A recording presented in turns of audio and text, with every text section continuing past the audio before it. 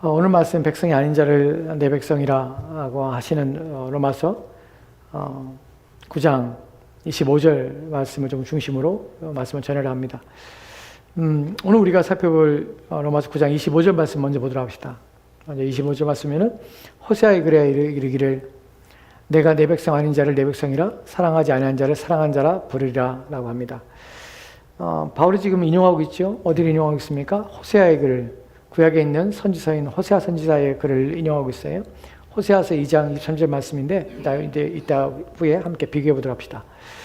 이 말씀을 인용합니다. 여기서 우리가 이제 생각해 볼 것은 이것이죠. 바울이 지금 갑자기 호세아의 글 구약 성경을 인용하는 이유는 무엇일까 하는 부분을 이제 먼저 생각해 볼 것이에요. 우리가 오늘 본문을 통해서 왜 호세아의 글을 인용하는 것일까 라는 부분을 먼저 생각할 것이고, 두 번째는 구약 성경을 인용하는데 구약성의 호세아에서 나오는 호세아에서 2장 23절 말씀을 인용하는 이유가 무엇일까? 이 내용이 담아내고 있는 것이 무엇이고, 그래서 바울이 이 내용을 통해서 말하고자 하는 것은 무엇인가 하는 부분이에요. 첫 번째는 구약성경을 인용하는 이유가 무엇일까? 두 번째로는 이 구약성의 이 내용을, 이 본문을 바울이 인용하는 이유는 무엇일까? 여기에 담겨진 의미가 뜻이 무엇일까 하는 부분이에요. 이 두 부분에 대해서 먼저 생각해 보도록 합시다. 먼저 이 본문을 생각하기 위해서는 우리가 읽지 않은 24절 말씀 먼저 생각해 보는 게 중요합니다. 24절 말씀 볼까요? 같이 들어봅시다. 시작. 이 그릇은 우리니 곧 유대인 중에서 뿐만 아니라 이방인 중에서도 부르신 자니라. 아멘. 우리가 이미 앞서 우리가 22절, 23절 말씀에서 이런 내용들을 살펴봤어요. 두 가지 그릇을 하나님께서 두 가지 그릇을 예비하셨고, 또한 두 가지 그릇 가운데 인류를 분리하고 계심을 우리가 본문을 보게 됐습니다. 하나는 무엇입니까? 하나님의 진노를 나타내기 위해서 길이 참으시는 가운데 진노의 것으로 하나님께서 만들 권한이 있었고, 또한 23절 말씀에서는 하나님께서 자신의 영광을 드러내기 위해서 자신의 영광을 위하여 예비된 국률의 그릇으로 하나님께 마련했습니다. 그리고 24절 말씀에서 그 국률의 그릇을 말해 이 그릇이라고 할 때 이 그릇은 국률의 그릇을 말하는 것이 진노의 그릇과 또한 하나님께서 국률을 베푸실 국률의 그릇, 이 그릇을 하나님께서 만들 권한이 없겠냐라고 말씀하시면서 국률의 그릇에 대해서 말한 후에 이 4절 말씀에서 이 그릇은 이라고 말하는 것이에요. 하나님께서 자신의 영광을 위해서 예비하신, 자기 영광을 드러내기 위해서 국률의 그릇을 만드신 이 사람들, 즉 하나님께서 구원하실 사람들, 이 그릇은 누구냐면 우리들이다 라고 바울은 말해요. 하나님께서 영광을 받으시기 위해서 예비된 그릇, 이것이 바로 우리들인데, 우리는 누구냐면 곧 유대인 중에서뿐 아니라 이방인 중에서도 부르신 자니라. 여기서는 두 개의 민족적인 다름에 대해서 다른 부류들을 지금 얘기하고 있는 것이, 우리가 성경 볼 때에 바울이 유대인과 이방인이라고 나누는 구분들을 좀 생각해 봐야 됩니다. 먼저 이 부분이 여러분이 중요하지 않을 수도 있지만 여러분이 이해하셔야 되는데, 왜 이해하시면 당시의 세계관에 대해서 생각해야 돼요. 당시에 이 사람들이 생각했던 세계관 속에서 이들은 구분법이 유대인이냐 아니면 유대인이 아닌 사람이냐 라는 것이 구분법이었어요. 유대인이냐 아니면 이방인이냐 라는 것이에요. 여기서 이방인이라고 하는 것은 당시에는 알려진 헬라 문화권 아닌 헬라어로 쓰는 헬라 문화권의 사람들이죠. 물론 그 당시에 동양에서도 사람이 살고 있었고, 그 다음에 남미에서 아메리칸 대륙안에서도 사람이 살고 있었고, 하지만 그 당시의 세계관 속에서 이방인과 유대인을 이렇게 구분합니다. 그 이방인은 모든 사람들이죠. 유대인이 아닌 모든 사람들을. 즉 하나님께서는 국률의 그릇을 하나님께서는 예비하셨는데, 그 국률의 그릇은 우리는 유대인 중에서뿐 아니라 이방인 중에서라고 부르신 자니라 라고 좀 표현하고 있어요. 지금 바울은 지금 하나님께서 예비하신 영광의 그릇, 영광스럽게 영광 받으시기 위해서 예비하신 국률의 그릇, 그 사람들이 우리고 유대인이고 그 다음에 이방인이다. 그 다음에 이제 25절 말씀에 지금 말하는 것이에요. 그 다음에 이제 25절 말씀을 여러분 좀 이해해 보십시오. 호세아의 글에도 이르기를, 지금 누구에 대해 얘기하고 있습니까? 유대인이고 그 그릇에 대해서 이 그릇은 우리인데, 우리가 누구냐면 바로 우리가 부르심 받은 자들이야. 하나님부터 부르심 받은 자들인데, 이 부르심 받은 자들은 구원받은, 하나님께서 자기 백성을 삼으신 구원받은 백성들이야. 그러면서 두 가지 족속을 얘기했어요. 하나는 유대인이냐 또는 이방인이냐. 유대인뿐만 아니라 이방인도 부르심 받았느니라 라고 말하고 있습니다. 그 다음에 나오는 것이 호세아의 글에 이르기를 내가 내 백성 아닌 자를 내 백성이라 사랑하지 않은 자를 사랑한 자라 부르리라 라고 말하고 있어요. 우리가 성경 읽을 때 논리적으로 그리고 문맥적으로 흐름을 따라서 무슨 말을 하고 누구를 얘기하는지를 생각하면서 들어야 되는 것이에요. 그렇게 읽다 보면은 자꾸 읽어버려야 돼요. 그래야 익숙해져요. 그래야 성경을 읽는 법이 생기게 되고 글을 이해하는 법이 생기는 것이에요. 요즘 제가 한강 작가의 책을 읽고 있는데, 지난번에 소년이 온다 책을 읽었고 지금 70주기를 읽었는데 권하고 싶지 않아요. 거기서 읽으시죠? 70주 읽었죠? 저는 읽으면서 좀 왜 이런 글을 썼지? 라는 생각이 좀 저는 개인적으로 들더라고요. 책을 읽으면서 쉬워요. 책 내용이. 너무 그냥 가볍게 읽을 수 있는 책이에요. 물론 그것 때문에 한강 작가의 여러 가지 책들을 쓴 책들이 노벨 문학상을 받았은 이유가 되겠지만 셰익스피어에 대한 책은 권하고 싶지는 않더라고요. 그렇게 문학적으로, 제 개인적으로는 문학적으로 뛰어난 책이라고 생각하지 않아요. 오히려 소년이 온다라는 책이 읽으면서 되게 좀 구토를 일으키고 좀 잔혹스럽고 이런 장면이 너무 많아서, 역사적인 사실이니까 우리가 눈에 보이듯이 역사를 5.18 사건을 역사적으로 보이듯이 막 기록해 놨으니까 여러 가지 책들이 있겠지만, 책을 많이 읽다 보면 뭐가 생기냐면 책 읽는 능력이 생겨요. 그러니까 성경을 읽다 보면 여러분이 성경을 읽는 능력이 생겨요. 그 성경에 있는 능력은 글을 읽는 이해력뿐만 아니라 성령께서 하나님 말씀에 대한 이해를 우리가 풍성하게 해줘요. 사람들 처음에는 성경 읽는 것이 어렵다고 얘기하는 사람이 있어요. 근데 안 읽어버렸어요. 책을 안 읽어버렸어요. 책을 계속 읽다 보면 책이 점점 쉬워져요. 그리고 점점 어려운 책들을 대하게 돼요. 그게 책을 읽는 법이거든요. 그러니까 처음부터 어려운 책이 아니라 가벼운 책들을 읽으면서 점점 깊어진 책을 읽어요. 성경은, 물론 성경이 우리가 문학작품을 대하듯이 어떤 일반 책들을 과학서적이나 전문서적을 대하듯이 그렇게 대하라는 것은 아니지만, 성경을 읽을 때의 문맥에 따라서 그 의미와 또한 그 흐름이 무엇인지를 이해하는 방식으로 성경을 읽고, 또한 그 가운데 이 말씀이 의미하는 것을 성령을 통해서 조명해 주시기를 간절히 바라며 성경을 읽어야 됩니다. 본문에서도 지금 유대인에 대해서 얘기했고, 그 다음에 이방에 대해 얘기했어요, 바울이. 그 다음에 지금 뭐라고 하냐면 호사의 글에 이르기를 내 백성이 아닌 자를 내 백성이라, 내가 사랑하지 않는 자를 사랑한 자라고 얘기했어요. 그러면 유대인에 대해 지금 얘기하고 있습니까? 이방에 대해 얘기하고 있습니까? 이방이죠. 왜 이방이죠? 왜냐하면 내 백성이 아닌 자를 내 백성이라, 사랑하지 않은 자를 사랑한 자라 얘기하고 있어요. 이걸 지금 인용하고 있는 것이에요. 그렇기 때문에 이것은 누구예요?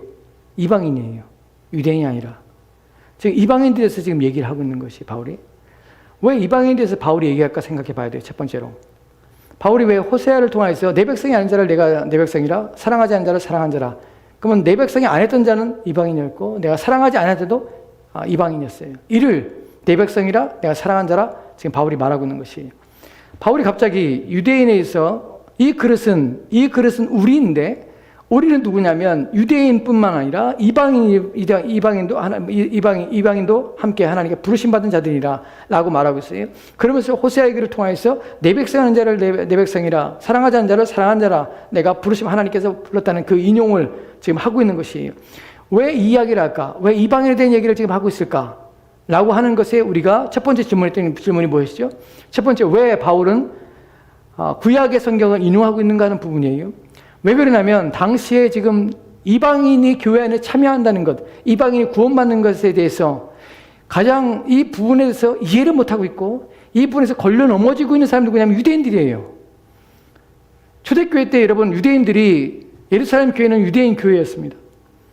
하지만 점점 교회가 확장되어 나가면서 우리가 서신서에서 볼 때에 더 이상 유대인의 교회 아니라 이방 교회들이 점점 불안한 것을 보게 돼요. 그러니까 이방인이 점점 교회의 수많은 중심 세력으로 점점 교회 안에서 이방인들이 들어오게 된 것이에요. 그 이방인 교회가 세워지면서 유대인에게는 복음이 오히려 거치는 것이 되었고 걸려 넘어지는 것이 된 것이에요. 왜 그럴까요? 왜냐하면 유대인들의 마음속에는 무엇이 있습니까? 이방인은 구원받지 못한다는 사실이 너무나 가슴에 박혀있는 사람들이에요. 유대인들의 마음속에서는 자신들은 조상이 자신의 것이야. 또 언약도 자신의 것이야. 자신의 민족 것이야. 아브라함, 이삭, 우리의 조상이야. 우리는 혈통적으로 우리는 하나님의 백성이야. 근데 이방인이 교회에 들어오고 이방인이 구원받으며 이방인이 하나님의 백성이 된다는 것을 인정하고 싶지 않은 것이, 받아들이지 않은 것이. 그래서 유대인들에게는 꺼리낌이 되는 것이에요. 꺼리낌이 되고 걸려 넘어지는 것이 되는 것이에요. 이것이 가지고 있는, 보여주는 것이 무엇이냐면, 유대인들이 당시에 초대교회에 많은 유대인들이, 대다수의 유대인들이, 민족으로서 유대인들이 버림받았어요. 교회 안에 안 들어오게 된 것이에요. 그들의 가지고 있는 선입견과 가지고 있는 자신들의 고유한 자기 철통 우월주의라는 이 사고방식에 하나님의 복음에 대하여 인정하지 않는 것이에요. 처음에 로마서 시작하면서 바울이 그럽니다. 바울이 로마서에서 기록하면서 1장부터 시작해서 끊임없이 하는 말이 무엇이냐면 모든 자들에게 복음이 필요하다는 것이, 복음은 유대인뿐만 아니라 헬라인에게도, 복음은 누구에게도 복음이 필요하다. 너희들이 유대인이기 때문에 복음이 필요한 것이 아니라 너희들이 유대인은 유대인이지만 너희들이 복음이 없이는 너희들이 구원받지 못한다는 것을 끊임없이 얘기하는 것이, 율법으로 나는 의가 아니라 누구로부터? 하나님부터 나는 의가 있는데 바로 그것이 그분이 예수 그리스도시다. 그분을 너희가 믿지 않는다면 너희들의 구원이 없다는 것이에요. 근데 유대인들이 그것을 인정하지 않는 것이에요. 왜 인정하지 않냐? 왜냐하면 유대인으로서 자신들은 율법과 이미 그것을 말미암아 구원 얻는다는 자신의 착각 속에 있었고, 또한 그들이 생각할 때 교회라는 것이, 하나님의 부르심 받는다는 것이, 유대인이 교회 안에 참여한다는 것은 있을 수 없는 일이에요. 왜냐하면 하나님은 그렇게 부르신 것이 아니라고 생각하는 것이, 이것이 가지고 있는 선입견입니다. 여기서 우리가 주의할 것이 무엇이냐면, 우리는 때로는 잘못된 선입견을 가질 수 있고, 또한 잘못된 자기의 고정 개념, 고정 관념들, 자기 사고 속에 사로잡혀서 하나님 말씀의 진리에 대해서 내 마음이 열려지지 않고 내 마음에 닫히지 않도록 주의해야 하는 것을 우리가 본문을 통해서 이해할 수 있는 것이에요. 나는 어떤 자인가 생각해 봐야 돼요. 우리는 항상 복음에 대해서, 진리에 대해서 항상 열려 있어야 됩니다.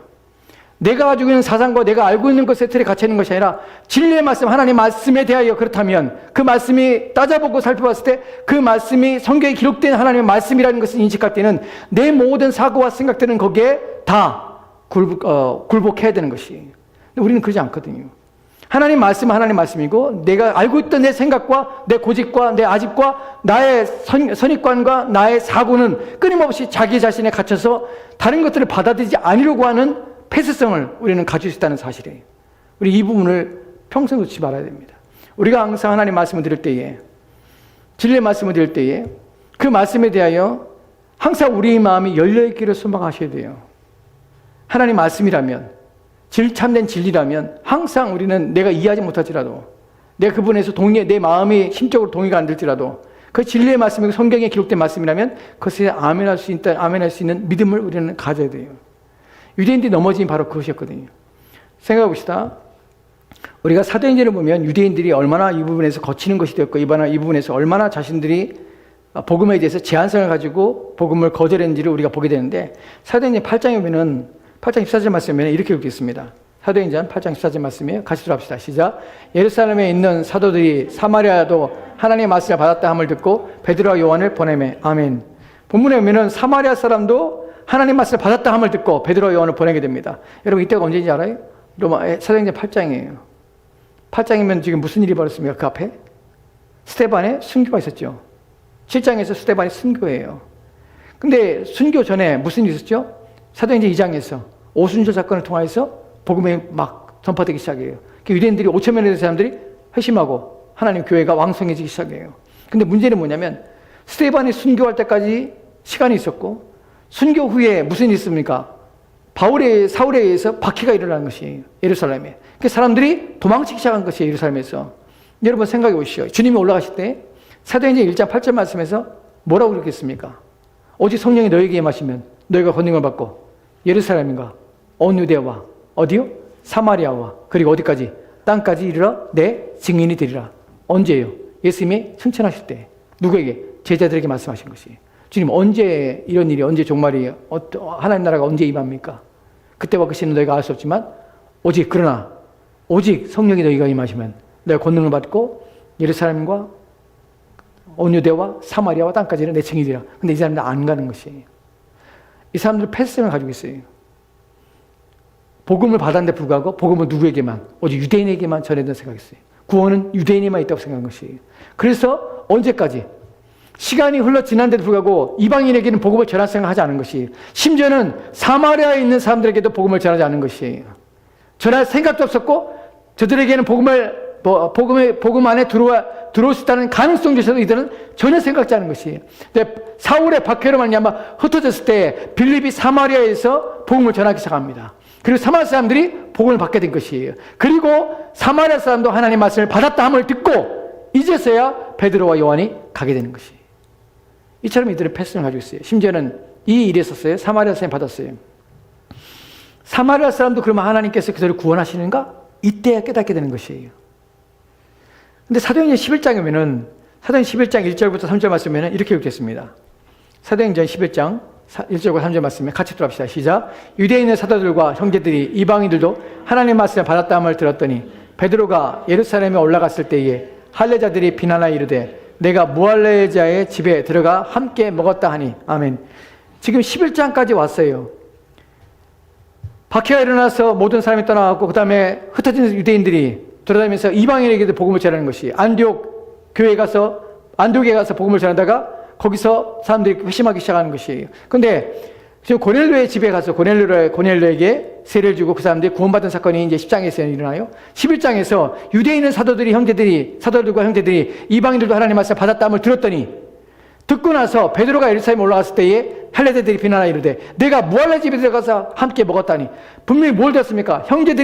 사도들과 형제들이 이방인들도 하나님 말씀을 받았다함을 들었더니, 그때까지 뭐 하고 있는 것이? 안 하고 있는 것이 안 하고. 구원은 유대인에게만 있는 줄 알았어요. 이방인에게 복음을 전하면 안 되라고 생각했어요. 왜냐하면 이방인이 부른다는 것은 그들에게는 하나님을 모욕하는 행위처럼 보이는 것이에요. 안 한 것이에요. 땅 끝까지 이르되 증인이 되라고 말씀에도 불구하고 이해를 못한 것이, 이해를. 그 이방인도 복음 받았어? 하나님 말씀 받았어? 하고 놀란 것이에요. 그런데도 불구하고 뭐라고 합니까? 예루살렘에 올라갔을 때 베드로가 할례자들이 비난하여 이르되 내가 무할례 집에 들어가서 함께 먹었다. 무할례 집에 들어가서 함께 먹었어. 라고 비난하는 것이에요. 어떻게 내가 무할례 집에 들어가서, 이방인의 집에 들어가서 함께 먹을 수 있지? 너희가 유대인, 그 사람이 유대인도 아니고 어떻게 유대인이 무할례자 이방인들과 함께 식사를 할 수 있어? 라고 비난하는 것이, 이것이 가지고 있는 한계성, 자신들이 가지고 있는 틀에 대한 한계성, 자신의 사고와 한계성, 자신이 알고 있는 것에 대한 한계성, 이 부분에서 사람들은 복음에 있어서 거치는 것이 되고 문제가 되는 것이, 사실 오늘날 많은 사람들이 자신이 알고 있는 것에서 갇혀서 더 많이 하나님 말씀을 알려고 하지 않고, 더 깊이 하나님 말씀을 이해하려고 하지 않고, 더 진리의 말씀 앞에 서지 않으려는 이유가 무엇이냐면 이 정도 족하다는 것이에요. 나로 만족하는 것이에요. 내가 아는 지식, 내가 알고 있는 상태가 그것이 다인 줄 알고 그것이 믿음을 생각하는 것이죠. 이런 부분들이 사실 우리로 하여금 하나님의 복음에 대해서 제한성을 갖게 되고 스스로 하나님 앞에 온전히 서지 못하는 파괴물들과 걸려 넘어지는 문제가 되는 것이, 예전에, 오래전이죠. 한 20년 전에 한국의 대형교회 다니는 사람들은 지금도 그런지 모르겠어요. 어떤 자부심을 가지고 있어요. 나는 그 교회에 다닌다는 자부심. 그 교회에 다니는 것을 말미암아 자기가 구원받았다고 착각하는 것들. 그래서 스스로 어느 교회에 다니는데, 어느 교회에 내가 집사고 장로인데, 나는 것을 자기 명함으로 생각하듯이 그렇게 표현하는 사람들을 종종 보게 됐습니다. 그때 드는 생각이, 저 사람들이 뭔가 착각하였구나. 어느 교회에 들어가는 거, 어느 교회 다니는 것이, 대형교회, 유명한 교회 다니는 것이 스스로가 그것이 구원을 받는 조건이고 이유가 될 수 없는데, 유대인들에게서 자신의 혈통이 자신의 구원의 이유가 되지 않아요. 결코 하나님께서 그들이 자기 백성을 삼지 않으세요. 근데 마치 그것인 양 착각하고 있는 것이에요. 우리가 주의해야 될 것이 바로 이런 것이에요. 내 생각, 내가 사고에 갇혀서 스스로 하나님 말씀을 더 깊이 하나님께서 우리 인도하심에 대해서 스스로 맡고, 또한 하나님 앞에서 자신을 날마다 점검하여서 내가 스스로 갇혀있지 않은가, 또는 하나님 말씀을 더 깊이 이해하는 데 있어서 내 걸림돌이 되는 것이 무엇이 있는가 하는 부분을 생각해 봐야 되는 것이에요. 이런 일이 벌어지고 비난을 받았습니다. 바울이 이제 베드로가 여기서 자기를 변호하는 장면이 나와요. 그것이 11장이면은 11장 17절과 18절 말씀에 이렇게 말하는 베드로의 이 말을 듣게 됩니다. 같이 들어갑시다. 시작. 그런즉 하나님이 우리가 주 예수 그리스도를 믿을 때에 주신 것과 같은 선물을 그들에게도 주셨으니 내가 누구에게 하나님을 능히 맡겠느냐 하더라. 그들이 이 말을 듣고 잠잠하여 하나님께 영광을 돌려 이르되, 그러면 하나님께서도 이방인에게도 생명을 얻는 회개를 주셨도다 하니라. 아멘. 얼마나 무식합니까? 이 사람들이 성령이 충만하지 않은 것이 아니었어요. 오순절 성령을 통하여서 충만했어요.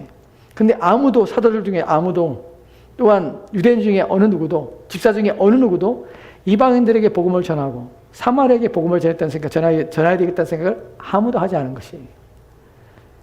하나님께서 흩으시고 그때서야 빌립이 사마리아에, 그리고 하나님께서는 고넬료를 구원하시기 위해서 베드로를 보내셔서 이방인에게도 하나님 말씀을 전하는 것을 하나님께서 알리시고 깨닫게 하신 것이에요. 본문에 보면 그런즉 하나님은 우리가 주 예수 그리스도를 믿을 때에 주신 것 같은 선물을, 성령을 그들에게 주셨으니 내가 누구이기에 하나님을 능을 맡겠느냐? 그럼 내가 누구이기에 하나님의 능을 맡겠느냐라고 할 때에 이 말을 하는 이유는 무엇입니까? 하나님께서 그들을 막았다고 생각하는 것이에요. 이방인에게는 구원이 없다고 생각하는 것이에요. 우리가 지금 무엇 생각하고 있습니까? 바울이 지금 왜 이방인의 구원에 대한 얘기를 하고 있는가? 왜 구약을 인용하는가? 하는 부분을 설명하기 위해서 지금 얘기하고 있는 것이에요. 왜냐하면 유대인들에게 있어서 걸리는 것이 되었고, 유대인들에게 있어서 이방인이 구원받는다. 지금 이방인이 참여하는 그 교회들은 온전한 것이 아니야. 하나님이 그럴 리가 없어. 라고 그들이 생각하는 그 아집과 또한 그들이 생각하는 잘못된 것에 대하여 이방인이 하나님께서 그들을 택하실 뿐만 아니라 그들을 구원하시기 원했다는 사실을 바울은 구약을 통하여서 유대인들에게 확증하는 것이에요. 그래서 호세아서를 인용하는 것이에요. 이방인들의 구원은 즉흥적으로 된 것이 아니라 이미 하나님께서 그리스도 예수를 통하여서 구원하실 때에 이 모든 것들은 이미 구약에 예언되었고 그 예언의 성취로서 유대인뿐만 아니라 이방인으로서 부르심받은 모든 자들을 하나님께서 구원하시기를 원하셨다라는 것을 지금 입증하는 것이에요. 그래서 로마서 9장 25절 말씀이 바로 그런 의미예요. 다시 로마서 9장 25절 말씀 볼까요? 26절 말씀 다시 한번 같이 읽도록 합시다.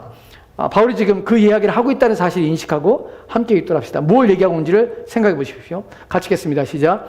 호세아의 글에도 이르기를 내가 내 백성 아닌 자를 내 백성이라 사랑하지 아니한 자를 사랑한 자라 부르리라.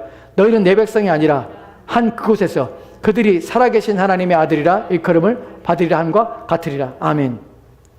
바울이 지금 구약을 인용하는 이유를 이해하시죠? 왜냐하면 유대인들의 지금 잘못된 사고 속에서 이방인이 구원받는다고?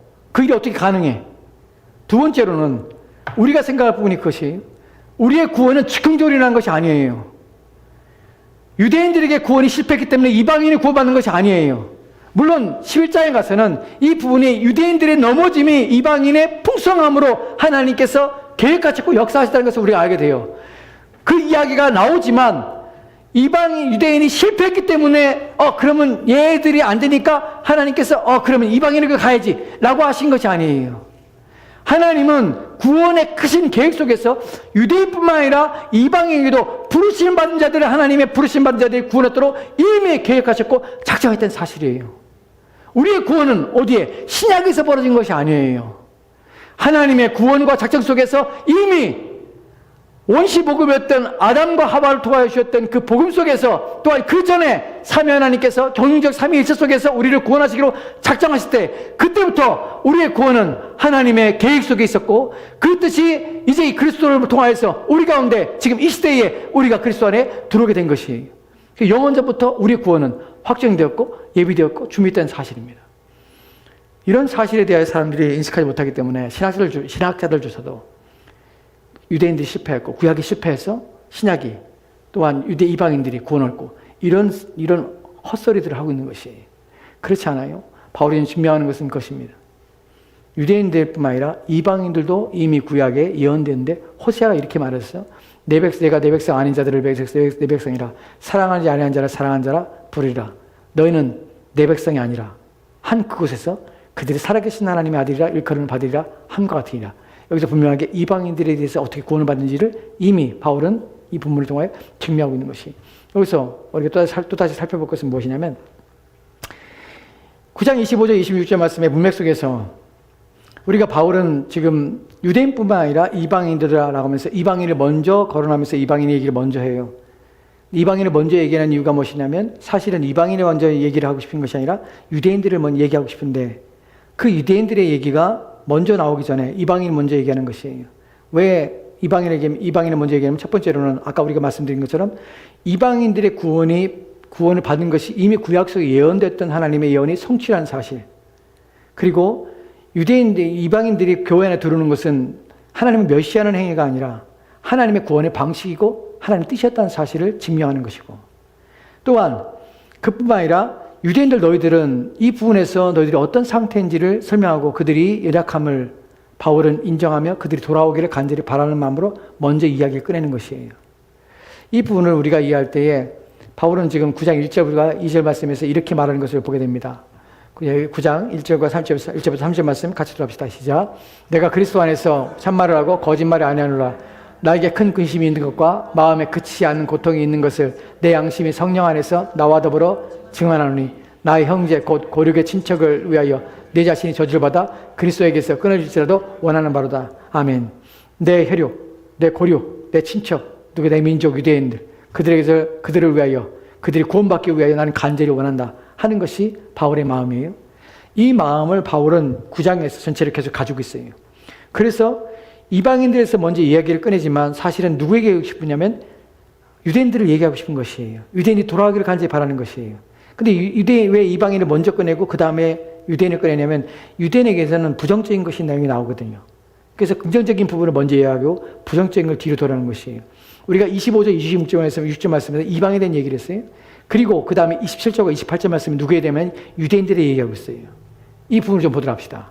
9장 27절, 28절 말씀 같이 또 합시다. 시작. 또 이스라엘에 관하여 외치되 이스라엘 자손들의 수가 비록 바다의 모래 같을지라도 남은 자만 구원을 받으리니 주께서 땅 위에서 그 말씀을 이루고 속히 시행하리라 하셨나니라. 아멘. 여러분 바울의 이런 섬세함들은 우리는 문맥 속에서 흐름 속에서 발견하게 돼요. 바울은 유대인들이 버림받았어. 너희들은 교회 안에 들어오지 않고 있어. 너희들 망했어.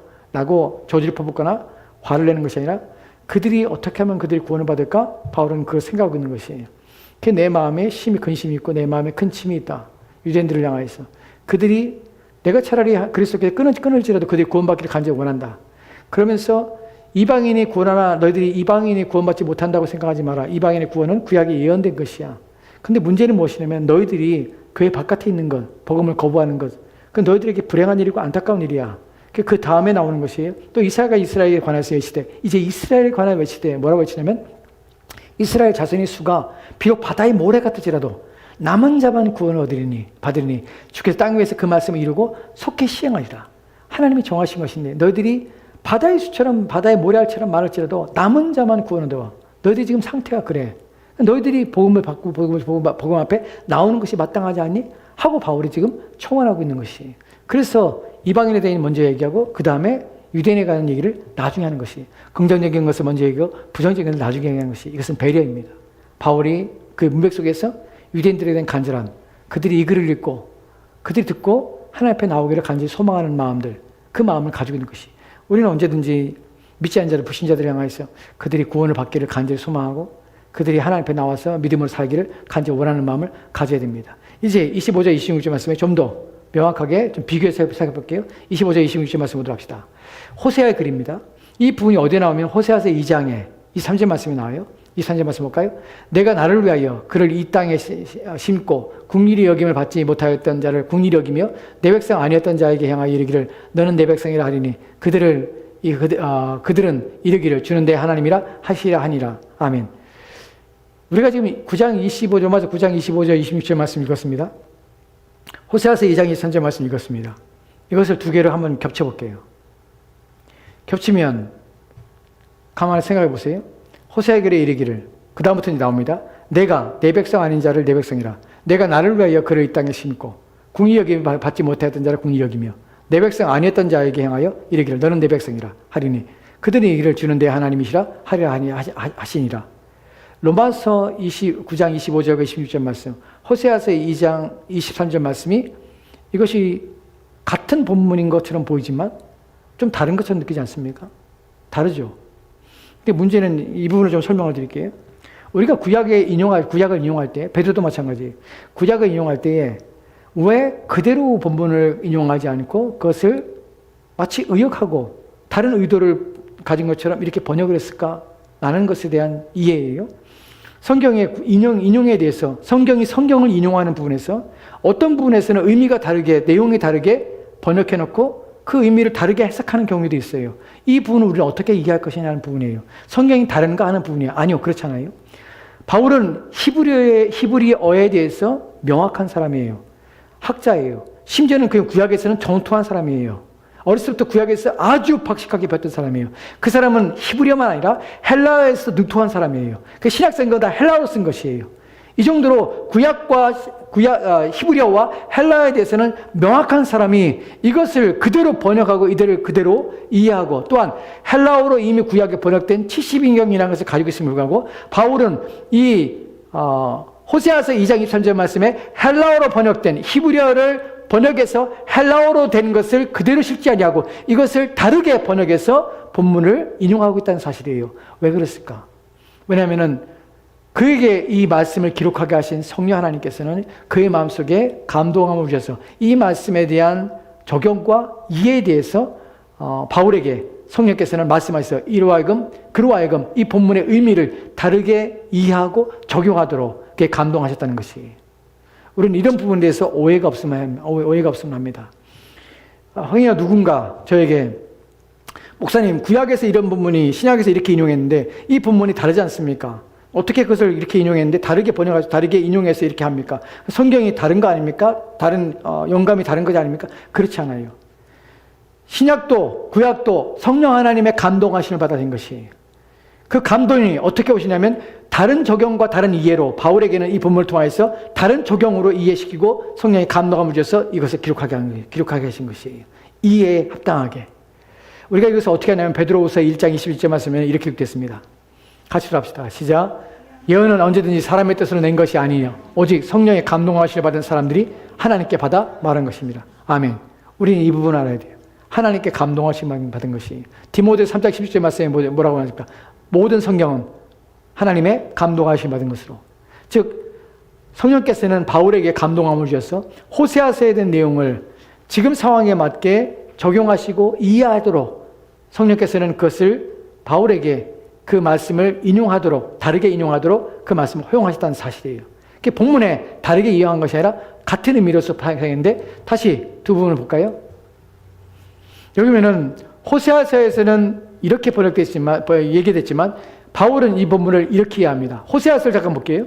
호세아서 내가 나를 위하여 그들이 이 땅에 심고 국리를 여김을 받지 못하였던 자를 국리를 여기며 내 백성이 아니었던 자에게 향하여 이르기를 너는 내 백성이라 하리니 그들은 이르기를 주는 내 하나님이라 하시리라 하니라. 아멘. 본문에서 호세아는 어느 누구에게 예언했던 선지자입니까? 호세아는 북이스라엘을 향하여 예언했던 선지자예요. 즉 이 대상은 누구냐면 북이스라엘이에요. 북이스라엘은 누구입니까? 북이스라엘은 10지파가 따로 나와서 2지파인 유다와 베냐민 지파와 그 다음에 나머지 10지파가 함께 모여서 세운 나라가 북이스라엘입니다. 북이스라엘은 초대 왕이 누굽니까? 여로보암입니다. 여로보암이 초대 왕인 것이에요. 근데 이들이 타락한 것이에요. 722년에 이들이 멸망하게 됩니다. 그때에 그 전에 호세아를 통해서 북이스라엘에 대하여 어떻게 말하냐면 내가 나를 위하여 그를 이 땅에 심고 국리를 여김을 받지 못하였던 자들을 국리를 여기야. 왜 국리를 여김을 받지 못합니까? 여로보암을 통해서 끊임없이 타락하고 범죄하며 악을 행함을 말미암아 그들이 끝내 하나님께 버린 백성이 된 것이에요. 내 백성이 아니었던 자에게 향하여서 이르기를 너는 내 백성이라 하나님께 그들을 다시 불러주실 것을 하나님 약속하시는 것이에요. 그들을 이르기를 주는 내 하나님이시라 하리라 하니 하나님께서는 북이스라엘에 잃어버렸던 백성들 자신의 백성이 아니라 오히려 우상을 섬기며 하나님께 끊쳐있던 그 백성을 자신의 백성 삼아줄 것을 하나님께 예언하는 것이 호세아를 통하여서 즉 북이스라엘에 대한 예언이 이방인처럼 그렇게 예언된 것이에요. 근데 이것을 가지고 바울은 어떻게 하냐면 이방인처럼 북이스라엘이 하나님께 버림받은 자들이 돌아오게 하는 것처럼 내 백성이 아니었던 자들이 내 백성으로 돌아오고 그래서 호세아가 자식을 낳을 때 루하마 이런 표현을 쓰는 거예요. 자기 이름에 내 백성이 아니라 내 자녀가 아니라 이런 이름을 붙이는 것이 바로 이런 의미예요. 북이스라엘에 관한 내용을 바울은 이것을 통해서 지금 이방인들이 구원 얻는 것에 대해서 지금 이것을 이해하고 또 해석하고 있다는 사실이에요. 여기 중요한 것이 뭐냐면 호세아에게도 이르기를 내 백성이 아닌 자를 내 백성이라 사랑하지 아니한 자를 사랑한 자라 부르리라. 여기서 우리가 누구였냐는 것이 이방인들이 우리는 북이스라엘처럼 하나님께 버림받은 자리예요. 근데 그 다음에 나온 내용이 더 중요한데 너희는 내 백성이 아니라 한 그곳에서라는 것은 어디냐면 예루살렘 땅을 말하는 것이 어느 지정을 말하는 것이 아니에요. 한 그곳은 어디냐면 절망스러운 것 버림받은 그곳이라는 의미예요. 너희가 버림받았던 그곳, 절망스러운 그곳, 소망이 없는 그곳에서 그들이 살아계신 하나님의 아들의 일컬음을 받으리라. 이것이 바울이 말하고자 하는 의미예요. 이방인들이 너희들 누구였냐면 너희들은 절망이 있던 자리에서 구원받지 못한 자리에서 소망이 없는 자리에 있던 자리에서 내 백성이 아니었고 내가 사랑하지 않았던 자인데 내가 너를 사랑하였고 내가 너를 내 백성으로 불러서 내 자녀를 삼아주는 것이에요. 우리 가운데에서 소망이 일어나게 된 것이에요. 바울이 말하고자 하는 것이 바로 이런 의미예요. 우리의 구원이 어디 있냐는 것이죠. 우리의 구원은 절망의 자리에서 우리가 부름받다는 사실을 인식해야 합니다. 우리는 늘 이 부분을 잊지 말아야 합니다. 마지막으로 에베소 2장에 보면 12절 말씀에 이렇게 바울이 말한 이유가 여기에 있습니다. 같이 들어갑시다. 시작. 그때 너희는 그리스도 밖에 있었고 이스라엘 나라 밖의 사람이라 약속의 언약들에 대해서는 외인이요 세상에서 소망이 없고 하나님도 없는 자이더니 아멘. 이것이 우리였습니다. 그리스도 밖에 있었고 이스라엘 나라 밖의 사람이고 약속과 언약들에 대해서 약속의 언약들에 대해서는 외인이었습니다. 세상에 소망이 없고 하나님도 없는 자이더니 이 부분을 이 말씀을 여러분이 묵상하다 보면은 내가 얼마나 절망스러웠는지 얼마나 절박한 자였는지 내가 만약에 하나님 만나지 않았다면 내가 이 땅에 사는 소망이 무엇이었을까? 나는 무엇을 위해 살았을까? 어떻게 살았을까? 무슨 목적을 가지고 인생을 살까? 이 허망한 인생, 헛된 인생, 무엇을 붙잡고 내 인생을 살 수 있었을까? 무엇이 내 마음의 기쁨이었을까? 무엇이 내 마음의 즐거움이었을까? 다 헛된데, 다 잠시 잠깐인데 참된 행복, 즐거움 없이 그렇게 불쌍하게 그 인생을 마감하는 것이 그것이 무슨 의미가 있을까? 라는 것입니다. 근데 이 소망을 우리가 얻게 된 것이 여러분 예전에 ICU 인텐시브 큐어 룸에 가보면은 거기에 예전에 이제 갔을 때 거기 보면은 사람들이 이제 누워 있잖아요. 근데 거기는 이제 집중 치료실처럼 사람들이 누워 있는데 의식이 거의 없는 사람도 많고 이제 곧 죽을 사람도 많고 돌아가실 상황에 처한 분도 많고. 근데 거기 가서 놀란 것이 거기 갔는데 이제 우리가 이제 누군가 돌아가실 때 이렇게 임종을 지켜보다 보면 그 호수 곳곳에는 막 누워 있잖아요. 그런 분들 보면 이렇게 활발하게 살았을 때 이렇게 활기차게 인생을 살던 분이 이렇게 힘없이 이렇게 무능하게 기기를 끄면은 숨이 떨어져 나가는 그 찰나의 순간에 이것이 이렇게 가는 것이 인생이구나 하는 허망함을 주거든요. 근데 이것 때문에 사실 가족들은 막 절박하잖아요. 그 순간에 막 절박하고 속상하고 막 가슴이 아프고. 근데 또 놀라운 것은 거기에서 중앙에 이제 간호사들이 거기서 근무하시는 분들을 보면 거기서 식사하고 막 다 해요. 그래서 그 광고 보면 약간 귀귀하다는 느낌이 난 들더라고요. 그러니까 누군가는 지금 이 땅을 떠나는 아주 그냥 절박한 상황에서 숨을 거두는 그 순간에 있고, 누군가는 누구의 생명이라는 고귀함들이 사라져가는 그 순간에 그 자리에서 그 아무런 느낌 없이 아무런 생각 없이 막 식사를 하고 웃고 떠들며 커피를 마시고 있는 모습 보면서 야, 이게 인간의 아이러니다. 정말 비참하기도 하고, 야, 이게 이렇게 익숙해지니까, 그리고 그 사람들을 비난하는 건 아니지만, 이게 인생이다. 이해할 수 없는 것이. 여러분, 인생이 그래요. 근데 만약에 우리가 그리스도가 없었다면, 우리 가운데 하나님이 우리를 불러주지 않았다면, 우리는 아무 소망 없이 그렇게 한 줌, 우리 코에서 호흡이 떨어지는 그 순간, 이 땅을 떠나고, 그냥 무의미하게 인생을 살고, 아무것도 소망 없이 아무것도 바람 없이 그렇게 헛되게 인생을 살다가 우리 인생이 마감할 것입니다.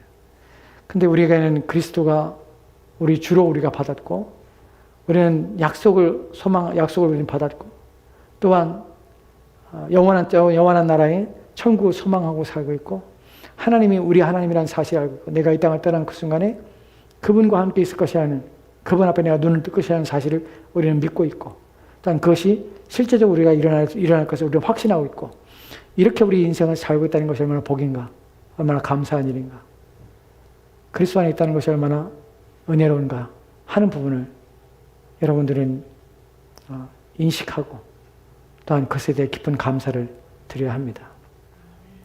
우리의 삶이 그렇습니다.